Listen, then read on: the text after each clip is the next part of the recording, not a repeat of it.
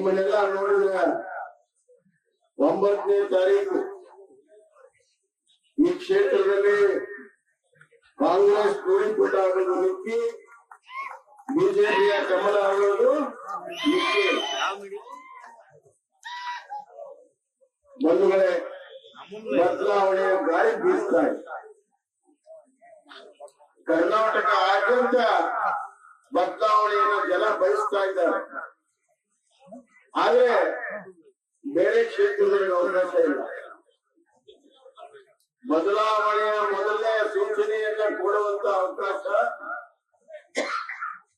ಬಾಗಲಕೋಟೆಯ ಜನರಿಗಿದೆ. ಅದರ ಬದಲಾವಣೆಯನ್ನ ಮಾಡಿ ತಾವು ತೋರಿಸ್ಬೇಕು.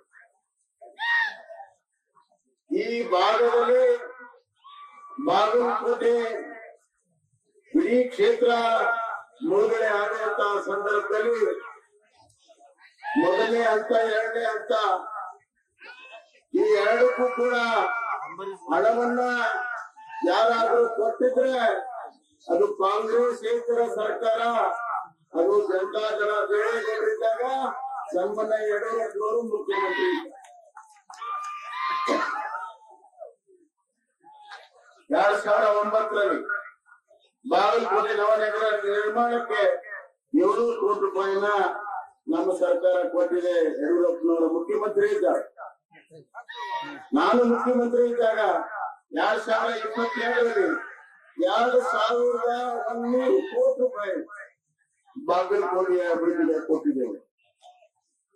ಗ್ರಾಮೀಣ ಪ್ರದೇಶದ ಅಭಿವೃದ್ಧಿಗಾಗಿ ಸನ್ಮಾನ್ಯ ವೀರಣ್ಣ ಕರಂತಿಮಠ ಅವರ ನೇತೃತ್ವದಲ್ಲಿ ಪ್ರತಿಯೊಂದು ಗ್ರಾಮದ ಅಭಿವೃದ್ಧಿ ಆಗಿದೆ. ಬಂಧುಗಳು, ಪ್ರತಿಯೊಂದು ಗ್ರಾಮ ಅಭಿವೃದ್ಧಿ ಆಗಿದೆ. ಕಳೆದ 3 ವರ್ಷದಲ್ಲಿ ಮೊನ್ನೆ ಅದ್ಯಾವುದೋ ಹಳ್ಳಿ ಒಂದು ಪ್ರೋಗ್ರಾಮ್ ಹಾಕಿದ್ರು ಕುಮಾರಣ್ಣ ಮುಖ್ಯಮಂತ್ರಿಗಳು. ಆಮೇಲೆ ಅವ್ರು ಹೇಳಿದ್ರೆ ರೋಡ್ ಸರಿ ಇಲ್ಲ, ಹೋದ್ರೆ ಮುಟ್ಟಕ್ಕಾಗಲ್ಲ, ಮತ್ತೆ ಜನ ಬೈತಾರ ಅಂತ ಮುಖ್ಯಮಂತ್ರಿಗಳ ಊರನ್ನೇ ಕ್ಯಾನ್ಸಲ್ ಮಾಡ್ಬೇಕು. ಮುಖ್ಯಮಂತ್ರಿಗಳು ಹೋಗಿರುವಂತಹ ಪರಿಸ್ಥಿತಿ ಇವತ್ತಿನ ರಸ್ತೆಗಳ ಪರಿಸ್ಥಿತಿ ಇದೆ.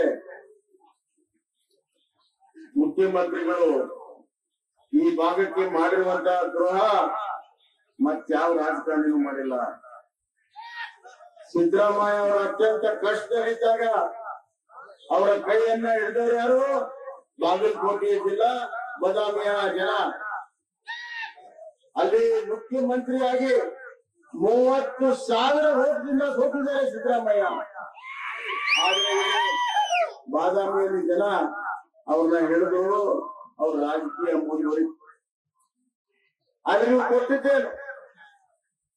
ಯಾವುದೇ ರೀತಿಯ ಕೆಲಸವನ್ನ ಮಾಡಲಿಲ್ಲ. ಕೆಲಸ ಮಾಡದಲ್ಲ, ಇಲ್ಲಿ ಬಂದು ನೋಡ್ಲಿಲ್ಲ. ಹೇರೂರು ಲಿಫ್ಟ್ ಇರಿಗೇಷನ್ ಅನ್ನ ನಾವು ಮಾಡ್ಬೇಕಾಯ್ತು.